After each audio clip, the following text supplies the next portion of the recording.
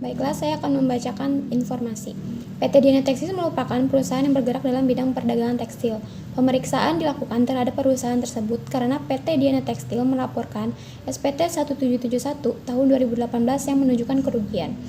Kemudian pemeriksaan ini bertujuan untuk membuktikan apakah memang perusahaan mengalami kerugian seperti yang disampaikan dalam SPT karena pelaporan kerugian mengakibatkan perusahaan tidak membayar pajak dan berhak untuk melakukan kompensasi kerugian pada tahun pajak yang akan datang, sehingga berdasarkan SPT yang menunjukkan rugi tersebut dilakukan pemeriksaan yang akan membuktikan kebenaran SPT untuk tahun buku 2018 dari wajib pajak. Adapun data wajib pajak tersebut sebagai berikut. Baiklah, di sini tertera bahwa daftar aktiva PT Diana Tekstil terdapat pada tabel berikut. Seperti ada peralatan toko, pembelian, harga pokok, kendaraan, pembelian dan harga pokoknya, kemudian pada pembangunan, pembelian dan harga pokok. Presentasinya. Selanjutnya adalah informasi permintaan. Yang pertama, buatlah koreksi fiskal. Yang kedua adalah tentukanlah dan hitunglah Altex, yaitu PPh 21, 22, 23, 24, 26 dan pasal 4 ayat 2 serta PPN yang harus dibayar oleh PT Diana Tekstil pada tahun 2018. Selanjutnya yaitu hitunglah PPh badan dari PT Diana Tekstil jika dari pemeriksaan tersebut memperoleh laba. Selanjutnya adalah hitunglah asuransi PPh pasal 25. Dan yang selanjutnya adalah hitunglah sanksi yang harus dibayar oleh PT Diana jika terbukti dari perhitungan harus membayar pajak. Dan selanjutnya adalah hitunglah materai yang terhutang dan bagaimana cara pembayarannya. Selanjutnya adalah profil perusahaan, yaitu namanya PT Diana Tekstil yang telah berdiri pada tahun 2018 dengan NPWP 03.456.789.1.145 dan 222 yang beralamatkan dalam Jalan Mahoni nomor 34 di Surakarta. Nomor teleponnya atau faksnya ada di 0271789032 atau 0271789032.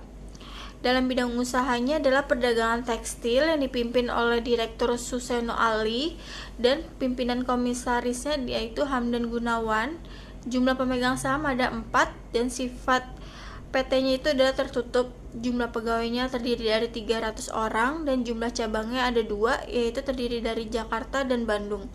Dan pemegang sahamnya Hamdan Gunawan sebesar 30%, Johan Arifin 15%, PT Indah Jaya 40% dan PT Kurnia 15%. Selanjutnya adalah rekonsiliasi fiskal laba rugi pada PT Diana Tekstil pada periode Desember 2018. Di sini terdapat penjualan sebesar 88.577.335.500 dengan koreksi fiskalnya 3.250.000.000 dan fiskalnya adalah 91.827.335.500 yang dikurangi oleh retur penjualan sebesar 1.087.394.400 dan fiskalnya adalah 1.087.394.400. Selanjutnya adalah diskon penjualan. Di sini terdapat nilai 2.184.213.600 dan fiskalnya sama dengan nominal 2.184.213.600. Jadi total penjualan bersihnya adalah 85.305.727.500. Sedangkan fiskalnya adalah 88.555.727.500. Selanjutnya ada harga pokok penjualan. Nah, dalam harga pokok penjualan ini ada persediaan awal dengan nominal 16.041.943.500, fiskalnya sama 16.041.943.500. Dan ada juga pembelian di komersialnya sebesar 52.569.000. Fiskalnya sama 52.569.000. Dan terdapat juga diskon pembelian sebesar 569.085.000 dan fiskalnya juga sama sebesar 569.085.000. Lalu dari hasil di atas terdapat pembelian bersih yaitu dengan nominal 51.999.915.000 dan fiskalnya juga sama 51.999.915.000 rupiah. Lalu terdapat juga biaya angkut pembelian sebesar 1.051.380.000 dan koreksi fiskalnya juga sama 1.051.380.000. Lalu total dalam persediaan barang siap jual yaitu terdapat nilai 69.093.238.500, sedangkan fisalnya adalah 68.041.858.500. Lalu di persediaan akhirnya terdapat nilai 16.274.890.500 dan fiskalnya juga sama 16.274.890.500. Lalu dalam tabel juga terdapat harga pokok penjualan sebesar 52.818.348.000 dan fiskalnya adalah 51.076.968.000. Jadi laba rugi kotornya dalam komersial adalah 32.487.379.500, sedangkan di koreksi fiskalnya adalah 2.198.620.000 dan di fiskalnya adalah 36.788.759.500. Selanjutnya adalah biaya umum dan biaya administrasi yang terdiri dari biaya gaji dan komisi bagian penjualan, dan komersialnya adalah 16.800.000.3.200.000 dan fiskalnya sama 16.803.200.000 rupiah. Dan ada juga biaya iklan yaitu 3.610.530.000 dan fiskalnya juga sama 3.610.530.000. Dan selanjutnya adalah biaya telepon dan internet yaitu 1.700.341.125.000 rupiah dan dikoreksi fiskal sebesar 500 juta rupiah. Jadi fiskalnya adalah 1.200.341.125 rupiah. Selanjutnya juga ada biaya depresiasi kendaraan dengan nominal komersialnya adalah 166.669.995 dan koreksi fiskalnya adalah 335.830.005 rupiah dan fiskalnya adalah 502.500.000 rupiah. Selanjutnya ada biaya asuransi yaitu dengan nominal 215.625.000 rupiah dan fiskalnya juga sama 215.625.000 rupiah. Dan selanjutnya adalah biaya listrik dan air yaitu sebesar 837.694.500 dan fiskalnya juga sama 837.694.500. Selanjutnya adalah biaya perlengkapan yaitu sebesar 366.672.900. Lalu di fiskalnya juga sama 366.672.900. Selanjutnya adalah biaya kerugian piutang yaitu sebesar 470.827.500 yang dikoreksi fiskal sebesar 470.827.500. Nah, selanjutnya juga ada biaya pemeliharaan gedung sebesar 265.995.000 dan fiskalnya juga sama 265.995.000. Selanjutnya adalah biaya BBM yaitu sebesar 948.750.000 rupiah dan dikoreksi fiskal sebesar 500 juta. Jadi fiskalnya adalah 448.750.000 rupiah. Dan selanjutnya adalah biaya depresiasi peralatan sebesar 204 juta yang dikoreksi fiskal sebesar 153 juta. Jadi total fiskalnya adalah 357 juta rupiah. Dan selanjutnya ada biaya depresiasi gedung sebesar 168 juta dan dikoreksi fiskal sebesar 105 juta. Jadi total fiskalnya adalah 273 juta.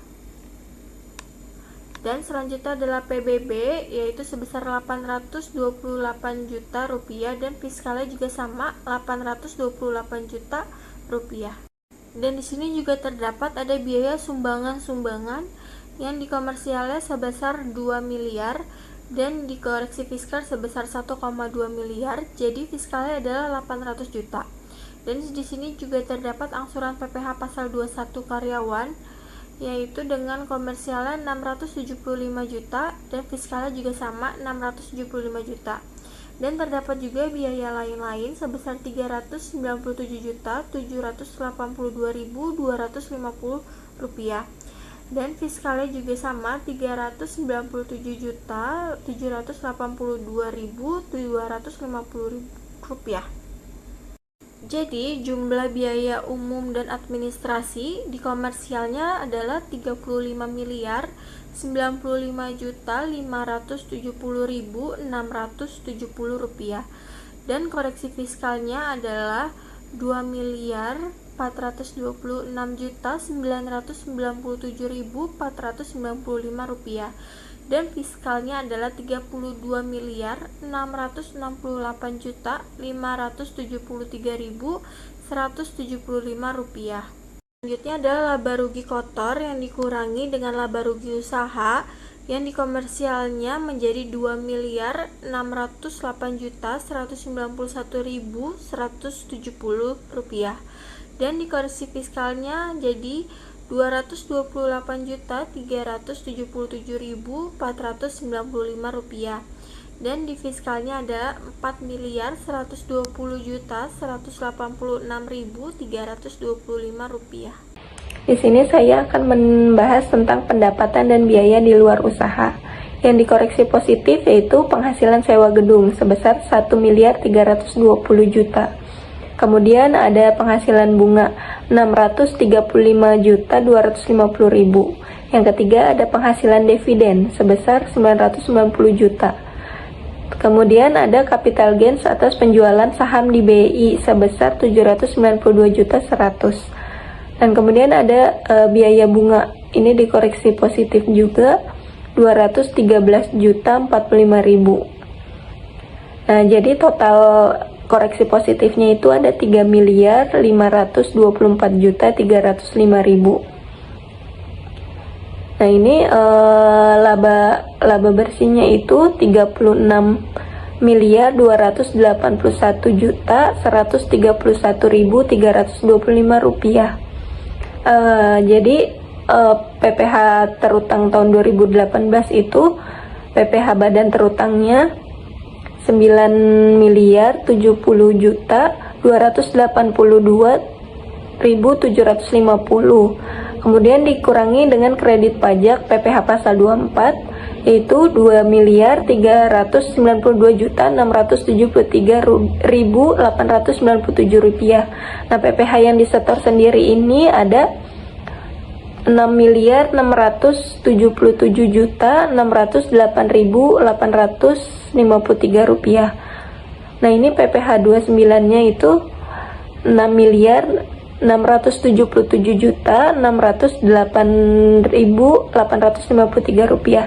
Dan di sini angsuran PPh 25 terbarunya itu 6 miliar ini dibagi dengan 12, yaitu 556.467.404 rupiah. Selanjutnya saya akan membahas daftar gaji dan perhitungan PPh pasal 21 tahun 2018 PT Diana Tekstil. Itu contohnya supervisornya itu Anton Ardiansyah, dia keterangannya ini K1. Gaji setahunnya itu 84 juta. Dia mendapatkan tunjangan sebesar 18 juta. THR-nya mendapatkan 21 juta dan BPJS JKM atau JKK-nya itu 7.200.000. Kemudian semuanya ditambah dari gaji, tunjangan transport, THR dan BPJS TK-nya. Itu menjadi 130.200.000. Kemudian dikurangi biaya jabatan sebesar 5%. Karena hasilnya itu lebih dari batas, yaitu 6.510.000, maka yang digunakan adalah 6 jutanya saja. Kemudian BPJS TK sebesar 3 juta. Nah, ini dikurang dari penghasilan bruto setahun 130.200.000 dikurang dengan biaya jabatan dan BPJS TK 9 juta. Itu jadi hasilnya 121.200.000. Kemudian dikurang dengan PTKP-nya, karena dia statusnya K1, jadi PTKP-nya itu 63 juta. Nah, di sini penghasilan kena pajaknya itu 58.200.000. Nah, di sini PPh 21 terutangnya itu sebesar Rp2.730.000. Jadi Anton Ardiansyah ini harus membayar PPh pasal 21-nya itu Rp2.730.000. Selanjutnya ada perhitungan PPh pasal 24 PT Diana Tekstil. Yang pertama ada penghasilan neto dalam negeri, itu sebesar Rp36.281.131.000. Yang kedua ada penghasilan neto luar negerinya, yaitu sebesar 13 miliar. Yang ketiga ada PPh terutang tahun 2018-nya, yaitu 9.070.282.750 rupiah.